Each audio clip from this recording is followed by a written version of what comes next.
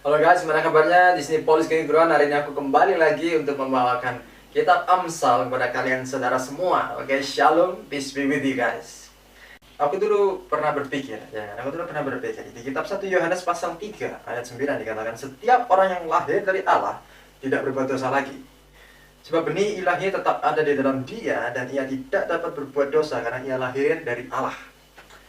Dan kemudian setelah membaca hati ini aku berpikir, berarti orang yang telah bertobat, orang yang telah lahir baru, yang telah terima Yesus dan Yesus di dalam dia, ia tidak dapat berbuat dosa lagi. Tetapi kenyataannya, in fact, kenyataannya, kenapa banyak sekali orang Kristen yang sudah bertobat, lahir baru, ia terima Yesus, tapi tetap saja bisa masuk, terjerumus ke dalam dosa.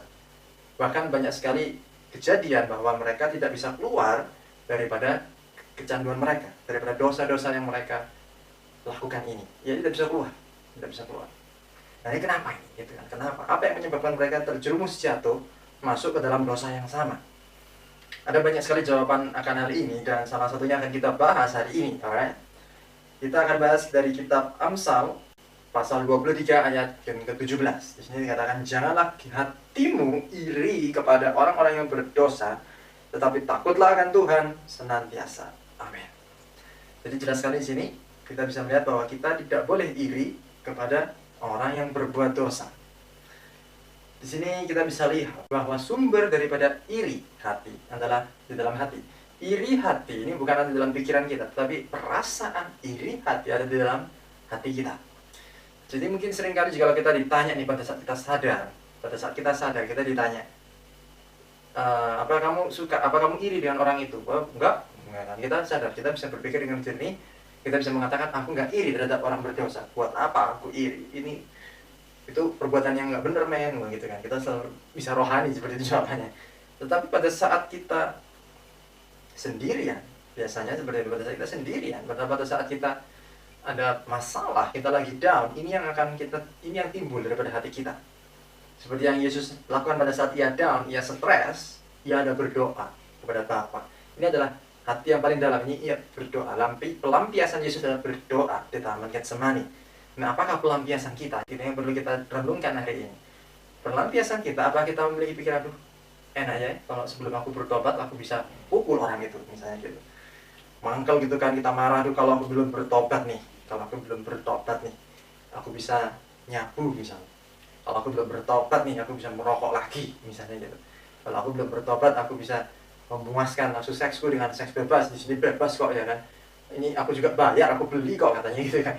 So, apakah seperti itu pada saat kita sendirian, pada saat kita stres, pada saat kita ada masalah? Apa yang timbul dalam pikiran kita? Ini yang perlu kita renungkan. Dan jikalau ini masih yang kita pikirkan adalah kita pemikiran yang seperti itu, enak ya orang yang belum bertobat ya Pak. Ini berarti kita masih ada iri hati. Dan ingat, iri hati ini akan membawa kita ke dalam pencobaan, dan pencobaan akan membawa kita ke dalam dosa. Jadi ini adalah siklus kita jatuh ke dalam dosa. Dan kemudian pada saat kita jatuh dalam dosa, biasanya orang Kristen ini, orang yang telah bertobat ini, dia akan merasa bersalah. Sebab ada Roh Kudus dalamnya, ia merasa bersalah dan ia bangkit lagi untuk bertobat. Ya kan, yang bertobat dan tidak melakukan yang lain. Jadi di sini kita bisa lihat bahwa iri ini berasal dari hati. Oke.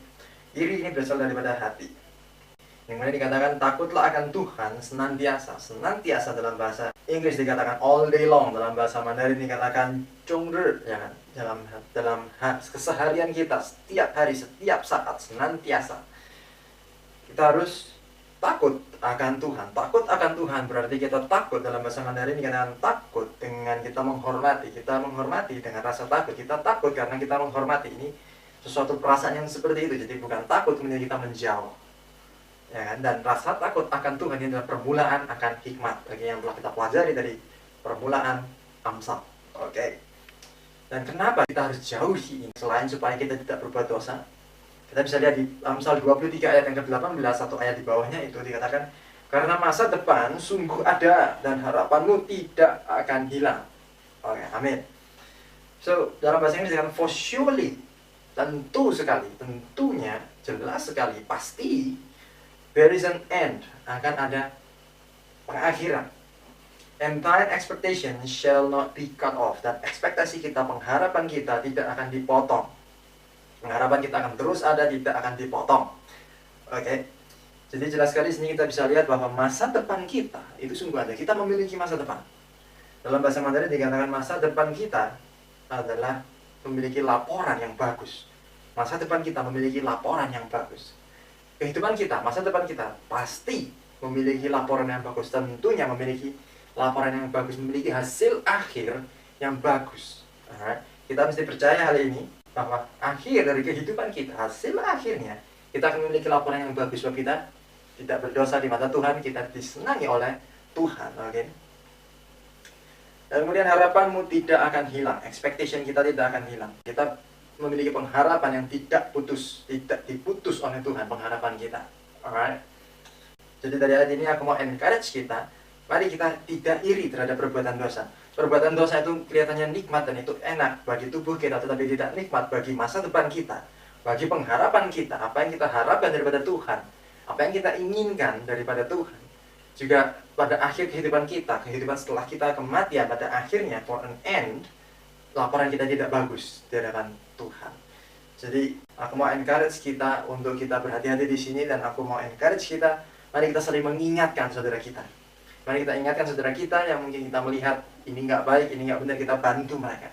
Kita bantu, kita angkat supaya mereka tidak jatuh ke dalam dosa yang sama, dan kita berikan atmosfer, satu atmosfer, lingkungan, perasaan, situasi, kondisi yang membangun, suatu lingkungan, kondisi yang subur, tanah yang subur, sehingga saudara kita bisa bangkit kembali. Oke, kita tidak ada condemnation di sini. Di dalam The Living Savior tidak ada satu condemnation, tidak ada satu penuduhan, tidak ada satu judge, penghakiman. Yang adalah satu lingkungan, komunitas. Kita adalah komunitas yang selalu mau menumbuhkan, mengampuni dan menumbuhkan. Oke, menumbuhkan saudara kita sekalian. Alright guys, demikian dari yang ke-30. And I'll see you guys tomorrow dari yang ke-31 guys. Cheers guys, and God bless you. Jesus loves you. Amin.